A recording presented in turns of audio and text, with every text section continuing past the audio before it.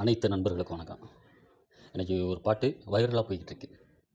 இசைவாணி என்கின்ற ஒரு கான பாடகி ஒரு பாட்டு பாடியிருக்காங்க. ஐயம் சாரி ஐயப்பா உள்ளே வந்தால் தப்பாப்பா அப்படின்னு ஒரு பாட்டு பாடியிருக்காங்க. அது வரக்கூடாது பெண்கள். ஏன்னா தீட்டு மாதவிடாய் காலம் இருக்குது. அதனால் ஐயப்பனுடைய புனிதம் கெட்டுவிடும். இதுதான் உங்களுடைய வாதம். ஏன்னு கேட்டிங்கன்னா, ஐயப்பன் பெண்ணால் பிறக்கப்பட்டவர் அல்ல.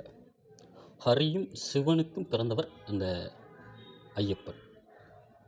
அதனால் பெண்கள்கிட்ட பால் கூட குடிக்கல அவர். புலிகிட்ட தான் பால் குடித்தார்.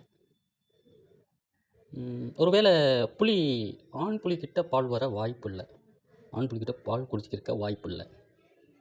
பெண் புலிகிட்ட தான் பால் குடிச்சிருக்கணும். அதுக்கும் மாதவிடாய் வரும்ல, அதுவும் தீட்டு தானே. இது ஆன்மீகமாக பார்க்காதீங்க, அறிவியலாகவும் பாருங்கள்.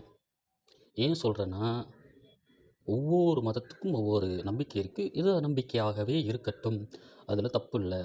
ஆனால் பெண் உரிமைக்கான ஒரு பாடலை இன்னைக்கு சிலர் அரசியல் லாபத்துக்காக நம்மையெல்லாம் தூண்டிவிட்டு உண்மையான பக்தர்களையும் உண்மையான இந்துக்களையும் அவர்கள் அரசியல் ஆதாயம் தேடுவதற்காக நம்மளை தூண்டிவிட்டு அதில் ஆதாயம் தேட பார்க்கிறார்கள்.